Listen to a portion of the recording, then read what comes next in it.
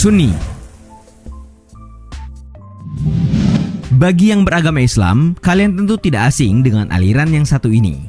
Ya, lengkapnya Ahlus Sunnah wal Jamaah atau sering disingkat Aswaja alias Sunni. Seperti diketahui, Sunni merupakan sekte muslim terbesar disebut Ahlus Sunnah wal Jamaah atau golongan yang menjalankan sunnah Nabi Muhammad SAW beserta sahabatnya. Ulama fikih dari ahli kalam serta tasawuf Ibnu Hajar al-Haytami menyatakan yang dimaksud Ahlus Sunnah wal Jamaah ialah orang-orang yang mengikuti rumusan yang digagas oleh Imam Asy'ari dan Imam Maturidi.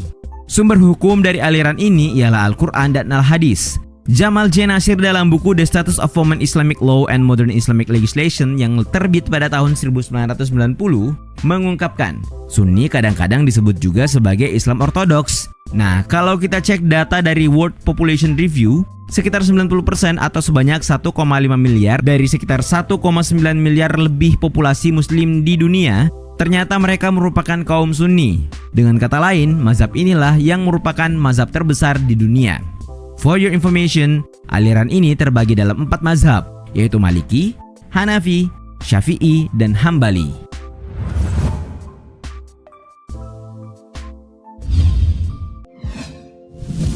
Syiah. Seperti Sunni, kalian juga pastinya tahu kan aliran ini? Ya, Syiah inilah kepercayaan Islam yang mengikuti Khalifah Ali bin Abi Thalib. Menariknya, ada banyak yang berpendapat terkait kapan munculnya Syiah ini. Seperti pendapat para ulama Syiah, mereka mengatakan Syiah sudah ada sejak zaman Nabi Muhammad SAW. Pendapat lain dikemukakan intelektual Mesir Muhammad Abu Zahra. Ia mengatakan Syiah muncul di akhir pemerintahan Utsman bin Affan. Wallahu a'lam deh pastinya. Tapi kalau kita merujuk ke buku Syiah menurut Syiah nih, golongan ini meyakini bahwa yang seharusnya menjadi khalifah yang menggantikan Muhammad SAW adalah Ali bin Abi Thalib, bukan sahabat lainnya. Nah, dari keyakinan ini nih, akhirnya golongan Syiah hanya mengakui garis keturunan Nabi Muhammad SAW sebagai khalifah atau pemimpin Islam. Nah, keluarga Nabi inilah yang disebut sebagai Ahlul Bait. Uniknya, di dalam Syiah sendiri ada beberapa sekte nih, yaitu Syiah Itsna Asyariyah.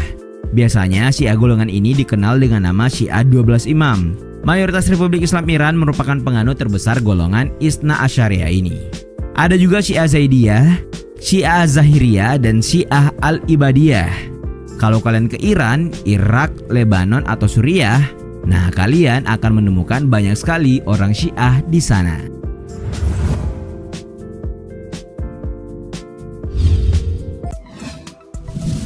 Khawarij. Katanya nih, Khawarij dari segi bahasa artinya mereka yang keluar. Diasumsikan sebagai orang-orang yang keluar, mengungsi atau mengasingkan diri. Nah, nyatanya nih, orang Khawarij ini memang merupakan orang-orang yang keluar dari kelompok pendukung Ali karena tidak setuju adanya perdamaian antara Ali bin Abi Thalib dengan Muawiyah saat pertempuran Siffin pada 37 Hijriah. Nah, sebelumnya harus diketahui nih, kalau pada saat pemerintahan Khalifah Ali, kekuasaannya tidak sampai wilayah Syam. Saat itu wilayah Syam ini dipimpin oleh Muawiyah bin Abi Sufyan. Nah, perang Siffin itu adalah buntut dari perbedaan kedua pemerintahan tersebut. Tapi belakangan nih, Ali bin Abi Thalib malah berrekonsiliasi atau menerima ajuan perundingan Muawiyah bin Abi Sufyan. Ali menerima pengajuan arbitrase atau tahkim yang ternyata hasilnya malah mengangkat Muawiyah sebagai khalifah. Nah, maka marahlah sejumlah kelompok kepada Khalifah Ali dan lahirlah kelompok Khawarij yang keluar atau membelot dari Ali ini. Parahnya nih, seorang Khawarij bernama Abdullah bin Muljam sampai-sampai mengakhiri hidup Khalifah Ali. Waktu itu sepupu Rasulullah ini hendak salat subuh. Abdullah bin Muljam tiba-tiba menerjang Ali dan berhasil mengelukai dahinya hingga sangat parah. Tidak berapa lama kemudian Ali wafat.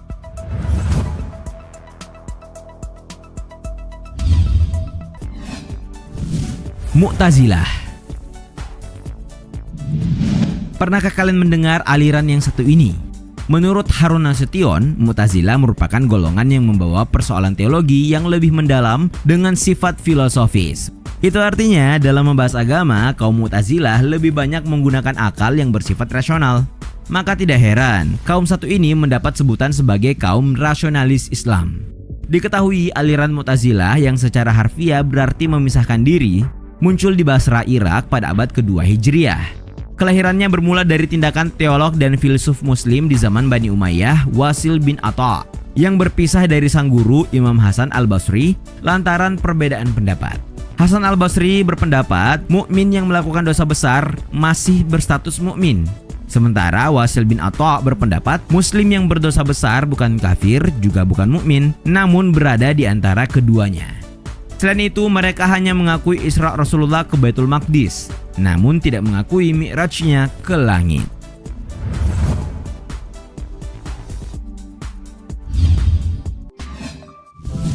Murji'ah. Ini merupakan salah satu sekte dalam Islam yang mulanya muncul karena persoalan politik, tapi lama-kelamaan merambat ke soal teologis. Secara harfiah, Murji'ah berasal dari kata irja yang berarti menangguhkan. Jadi kelompok ini lahir pada masa maraknya takfiri atau saling kafir mengafirkan dalam Islam, pasca polemik politik antara pendukung Ali dan yang bukan pendukung Ali. Nah, menurut kelompok Murji'ah ini, lebih baik menyerahkan urusan kafir tidak kafir ini sepenuhnya kepada Allah Subhanahu wa taala. Karena itu mereka berpendapat untuk menunda ketentuan terkait ini sampai di akhirat nanti. Kelompok Murji'ah ini juga disebut sebagai kelompok netral. Ini karena di bidang politik, doktrin irja'ah atau menunda atau mengakhirkan ini diaplikasikan dengan sikap politik netral atau non-blok. Mereka juga sering disebut sebagai the quietist atau kelompok bungkam. Soal teologi, orang Murji'ah berkeyakinan kalau muslim yang berbuat dosa besar tidaklah menjadi kafir, melainkan tetap mukmin.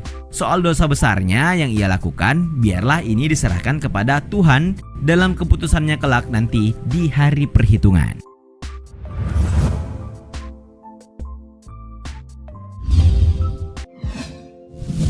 Qadariyah.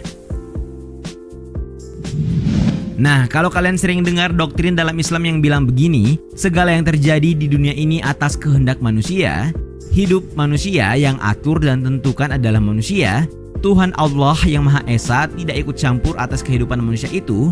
Nah, ini merupakan doktrin Qadariyah. Secara harfiah nih, Qadariyah berasal dari kata qadar yang berarti mampu atau berkuasa. Aliran Qadariyah merupakan paham yang didasarkan atas konsep qadar atau kuasa. Para penganut Qadariyah ini berpendapat manusia mempunyai kemerdekaan dan kebebasan dalam menentukan perjalanan hidupnya.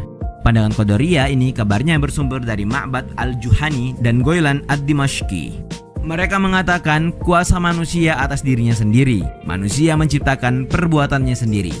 Nah, kalau kalian bertanya bagaimana posisi Tuhan, Allah Subhanahu wa taala di sini, Tuhan tidak ada hubungannya sama sekali dengan perbuatan manusia.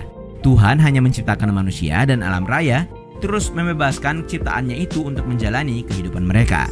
Bagi para teolog Islam, Qadariyah dikategorikan sebagai kelompok yang memahami keberadaan makhluk berdasarkan konsep free will atau kehendak bebas.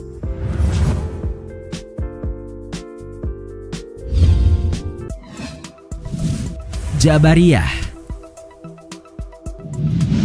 Nah, kalau tadi Qadariyah membebaskan kehendak manusia dan meminimalisasi peran Tuhan, kalau dalam aliran Jabariyah ini justru mengatakan hal yang sebaliknya. Secara harfiah, Jabariyah asalnya dari kata Jabr yang mempunyai arti paksaan. Aliran ini dimunculkan pertama kali oleh Jahm bin Safwan pada tahun 131 Hijriah, sekretaris Syurait al-Qadi yang diketahui memberontak pada Bani Umayyah di Khurasan. Disebut-sebut dalam aliran ini terdapat paham yang dipercaya bahwa manusia mengerjakan perbuatan dalam keadaan terpaksa. Dengan kata lain, manusia tidak memiliki kemerdekaan dalam menentukan kehendak maupun perbuatannya. Pasalnya, perbuatan-perbuatan manusia menurut kaum Jabariyah sudah ditentukan dari semula oleh qada dan qadar Tuhan. Itulah beberapa aliran dalam Islam di dunia yang pernah ada. Namun, tidak semua aliran tersebut masih ada hingga kini. Bagaimana menurut kalian?